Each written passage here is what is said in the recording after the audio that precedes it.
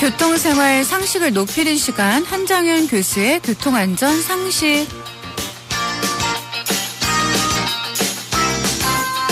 자동차에 대한 재미있는 정보, 의미 있는 상식을 전해주시는 분이죠. 자동차 칼럼 리스트이시고요. 대덕대학교 자동차학과 한정현 교수님 만나볼게요. 안녕하세요, 교수님. 네, 안녕하세요. 네. 왜 이렇게 힘이 빠지셨어요? 지금 막 테스트 중이었다가. 그러셨군요. 네, 갑작스럽게 지금 조용한 데 찾아오느라고. 네. 뛰어왔더니 좀 그랬습니다. 네. 지난주에 자동차를 살 때 데이터를 맹신하거나 필요 없는 것들에 현혹되는 것 등에 대해서 얘기를 한다고 하셨는데요. 어떤 게 있나요? 그때 뭐 가장 대표적이라고 하면은 아무래도 지금 우리가 뭐라 그러죠? 네, 숨을 고르고 말씀하세요. 괜찮아요. 천천히 하세요. 네. 네, 많은 부분 중에 이제 자동차는 우리가 보통 차를 비교하다 보면 이제 제원표를 많이 보잖아요. 그렇죠.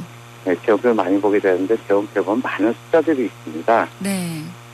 근데 바로 이 숫자들이 문제예요. 숫자가 문제가 되군요. 예, 그러니까 이 숫자라는 것들이 항상 우리가 오해를 부르기 쉬운 것들이 많거든요. 네. 그래서 바로 그런 부분들에서 우리가 착각하기 쉬운 게 많아서 그런 부분들을 좀 말씀을 드릴까 싶은 거예요. 네. 차를 선택할 때는 좀 간단하고 편리한 방편이 될 것 같은데요. 네, 그렇습니다. 물론 그런데 이 숫자만 놓고 보다 보면 가끔가다 착각을 할 수 있는 부분이 몇 개 있거든요. 네. 뭐 그런 아주 대표적인 것들이라면은 아무래도 뭐랄까 차의 그 크기 같은 데서 가장 많이 현혹이 돼요. 네. 그러니까 뭐 가장 현혹되는 숫자들로 대표적인 거라면은 뭐 길이. 우리나라 분들 특히 소비자분들이 길이 되게 큰 거 좋아하잖아요. 네.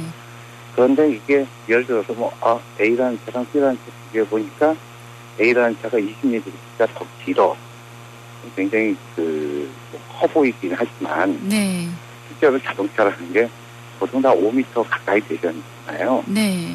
5m에서 2cm면은 그건 아주 눈썰미가 좋은 분들도 구분할 수 없을 정도 차이거든요. 네. 그런가 하면 또 그러면서도 또 하나는 이 차의 설계가 어떻게 되느냐에 따라서 차는 큰데 실내가 좁을 수도 있고요. 네.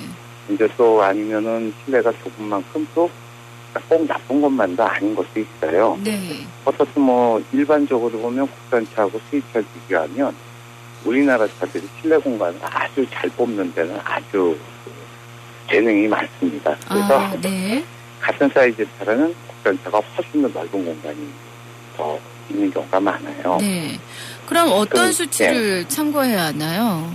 그러니까 보통 우리가 보면 차를 길이, 너비 이것만 가지고 따지는데 이런 범퍼만 조금만 더 튀어나오게 설계해도 차가 더 길어질 수 있거든요. 그러니까 실질적인 공간을 보려면은 아무래도 이제 휠베이스, 우리가 앞바퀴와 뒷바퀴 사이의 거리를 휠베이스라고 하는데 이 휠베이스가 이제 공간성하고 연관이 있어요. 그러니까 휠베이스가 긴 차일수록 전체 길이가 긴 것보다 실내 휠베이스가 긴 차일수록 조금 더 공간이 더 클 수 있는 가능성이 있어요. 그런데 엔진이 앞에 있고 앞에 구동축을 있느냐 또는 앞에 있고 뒤에 구동축을 있느냐라는 기본 설계 구조에 따라서도 실내 공간이 차이가 나기 때문에 가장 좋은 방법은 그냥 쇼룸에 가셔서 타보시면 어느 차가 넓구나 하는 건 직접 타보셔야지 제일 좋습니다. 직접 체험해보는 게 제일 좋은 방법이군요. 그리고 휠베이스가 길면 유리한 건 하나 있어요. 승차감이 좋아집니다. 그렇군요. 그러니까 안락한 차를 원하시면 휠베이스가 조금 더 긴 차가 더 좋다라고 할 수 있죠. 그리고 소비자들이 가장 많이 빠지기 쉬운 오해가 있다면서요? 바로 그게 출력이거든요. 보통 자동차는 어차피 엔진이라는 기계에서 만들어낸 에너지를 가지고 움직이다 보니까 출력이 조금 좋다라고 생각을 해요. 그래서 이제 출력을 표시할 때 보면 대부분 이제 엔진 마력 가지고 얘기를 하는데 사실 마력은 이제 좀 재미없는 얘기지만 힘의 단위라기보다는 일의 단위예요. 다시 말하면 엔진이 고회전으로 올라가면 그러면은 높은 출력을 얻을 수가 있거든요.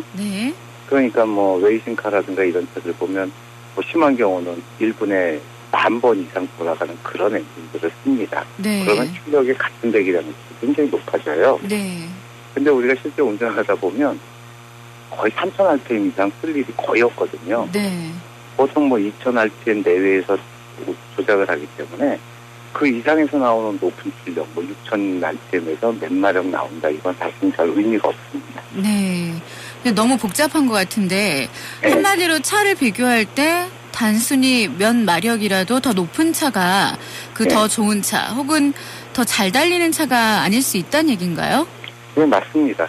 오히려 최고 출력보다 오히려 최대 토크라는 게 있는데요. 네. 그런 수치가 더 그 차의 반응에 어떻게 영향을 미치나 볼 수 있는데, 네. 정말 중요한 거는 엔진이 몇 RPM에서 그런 출력을 내고 그런 토크를 내느냐가 중요해서, 네.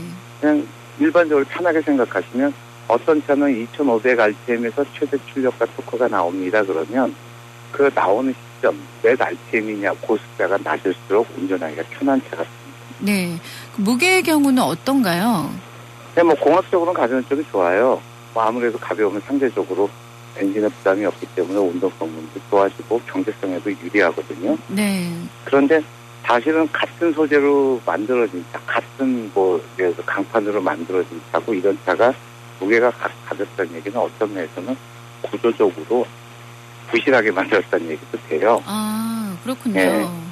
그런가 하면 이제 뭐 첨단 소재를 써서 차를 강하게 하고 가볍게 만들 수도 있는데, 그러면 당연히 차값이 올라가고, 네. 더 문제는 뭐냐면 수리비가 많이 들어가요. 그렇겠죠.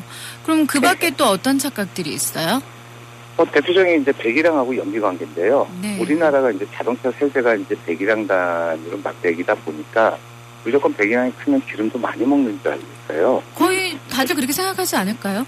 예, 대부분 그렇게 생각하시는데, 여기에 함정이 뭐냐면, 예를 들어서 1,500cc 배기량을 가진 차가 네. 3,000cc 배기량을 가진 차와 두 개의 연비를 비교해보면 배기량은 2배 차이 나지만 연비 차는 별로 안 나는 경우가 있습니다. 아, 그렇군요. 예. 그러니까 뭐 여러분들은 우리 주변에 보면 경차 1,000cc짜리 많잖아요. 네. 그 1,000cc짜리 경차보다 오히려 연비가 좋은 소형차들이 많습니다. 저도 몰랐던 사실이에요. 그냥 무조건 배기량이 크면은 기름값 정말 많이 들겠다 하고 막연하게 생각을 했었거든요. 네. 많이 그렇게 착각을 하시죠. 네. 근데 의외로요, 말씀을 들어보니까 차 고른다는 게 굉장히 어렵고, 좀 꼼꼼해야 될 것 같은데 착각할 수 있는 부분들이 참 많은 것 같아요. 그렇죠. 그래서 그냥 제가 드리고 싶은 말씀은 성능도 좋고 경제적이고 그러면서 싼 차는 없거든요.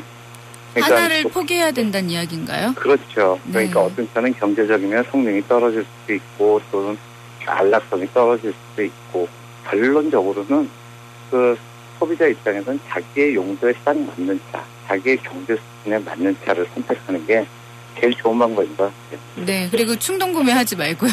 그렇죠. 네, 차는 워낙 가격이 비싼데도 불구하고 어떤 분들은 그냥 단지 예뻐서 아니면 뭐 남들이 가지고 있으니까 하고, 또 요새는 할부, 뭐 리스 이런 유혹이 참 많잖아요.